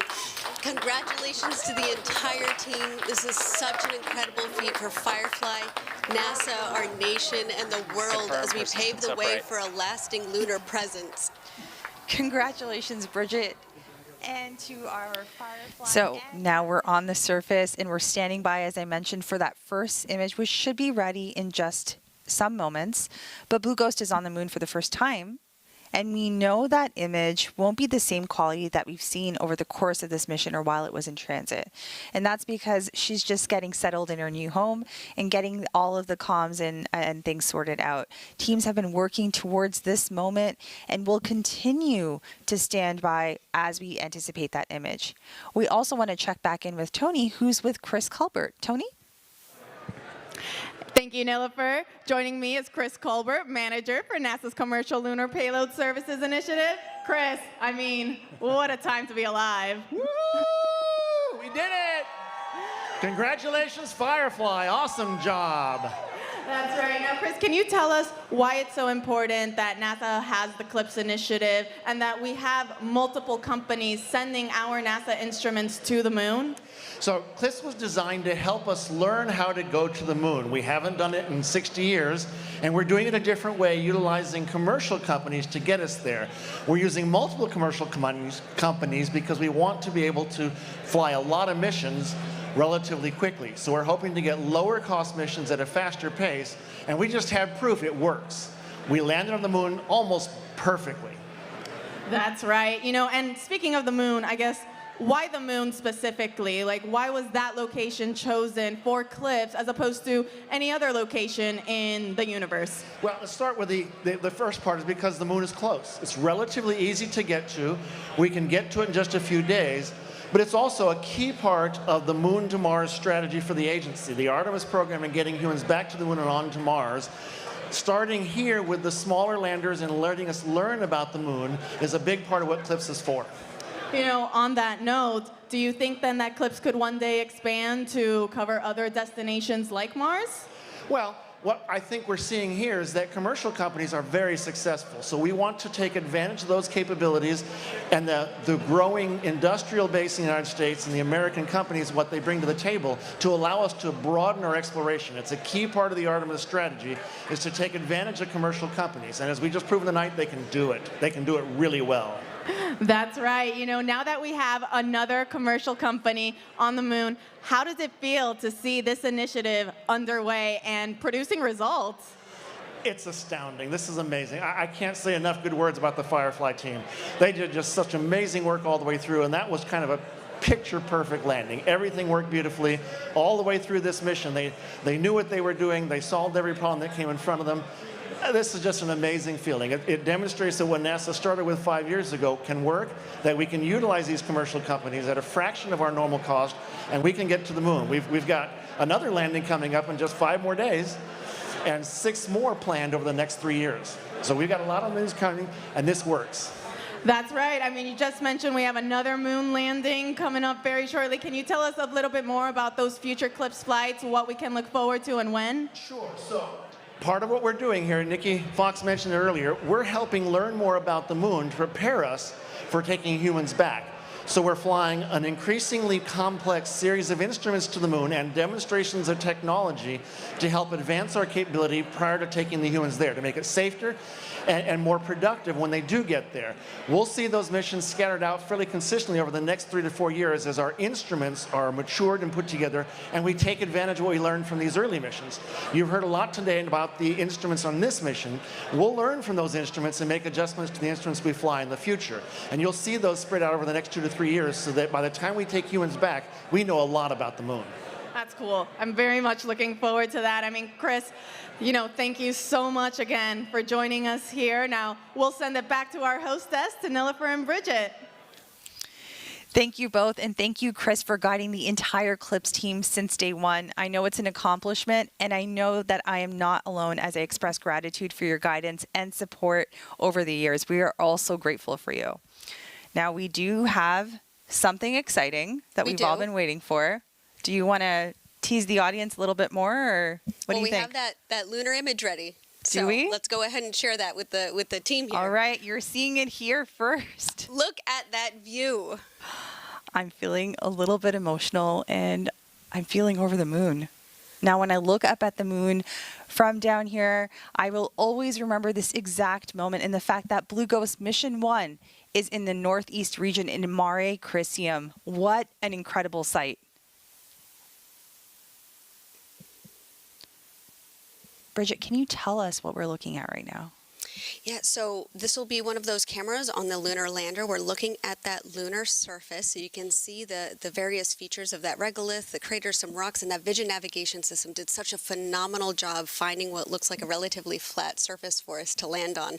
And then obviously you can see some portion of our lander in that image as well. Now, this is that low quality image we anticipated, but Firefly expects to share more imagery and insights at the upcoming news briefing. That's right. We'll get that X-band imagery, and then we'll actually also be able to get that video from landing. Now, before we get ready to wrap, what else is next for Firefly, Bridget? In the coming weeks, Firefly is scheduled to launch Lockheed Martin's LM-400 satellite on our next Alpha rocket. The Firefly team is also gearing up for our next mission to the moon in 2026. And that mission is part of another NASA CLIPS task order But this time we're going to utilize a 2-stage spacecraft configuration with Firefly's Blue Ghost lander with a stacked Elytra orbital vehicle to support operations in lunar orbit and on the far side of that moon. To learn more about the rest of Firefly's upcoming missions, you guys can always check out fireflyspace.com/missions. And I know NASA has a lot coming down the pipeline too. What do y'all have in store for us? We do. We are busy. So CLIPS continues to be an example of how NASA is enabling commercial services at the moon to support long-term lunar exploration. We have more CLIPS deliveries that are planned through 2028, and the next CLIPS lunar landing is coming up. Intuitive Machines' IM-2 mission is just days away to landing on the moon on March 6th at Mons Mouton, which is near the moon's south pole, which you can follow on all of our NASA channels. On top of the next moon landing, we also have a launch. We're launching 2 new NASA science missions together in the coming days. NASA's newest space telescope, SphereX, and its rideshare Punch will lift off from Vandenberg Space Force Base in California. Now, then after that, we do have the launch of Crew 10 to the International Space Station, which is targeting no earlier than March 12th, as well as the return of Crew 9 shortly after. And beyond that, there's Artemis 2, the first crewed mission of the Orion spacecraft and Space Launch System rocket, which is scheduled for no later than April 2026. Bridget, it's been a privilege to sit next to you as we go through this historic moment, and we are looking forward to that all-important data that Blue Ghost will gather from the lunar surface. So thank you so much for joining us for this joint moon landing coverage of Firefly's Blue Ghost Mission 1, which delivered 10 NASA instruments to the northeast region of the near side of the moon. And that's going to be a wrap for us tonight. We are incredibly proud of what this team has accomplished today. We want to thank you all for joining us. Be sure to tune into the joint Firefly and NASA press conference that's set to begin at 4:30 a.m. Central or 5:30 a.m. Eastern on NASA Plus and Firefly YouTube. We do plan to share our HD imagery we talked about and that descent video during that time. And we'll also provide more in-depth updates on the mission ahead.